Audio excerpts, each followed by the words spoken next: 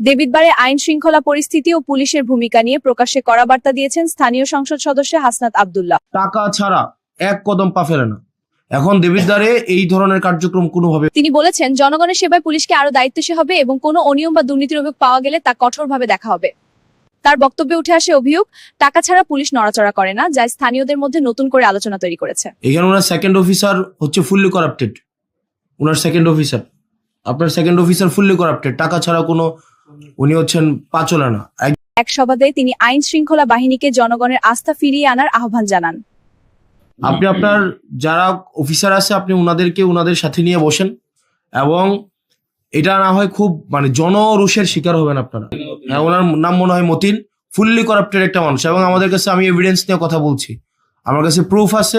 একই সঙ্গে তিনি বলেন, প্রশাসন ও জনগণের মধ্যে দূরত্ব কমাতে হলে স্বচ্ছতা ও জবাবদিহিতা বাড়াতে হবে। স্থানীয় রাজনীতি নিয়ে জনসেবার প্রশ্নে এই বক্তব্য গুরুত্বপূর্ণ হয়ে উঠেছে বলে মনে করছেন বিশ্লেষকরা।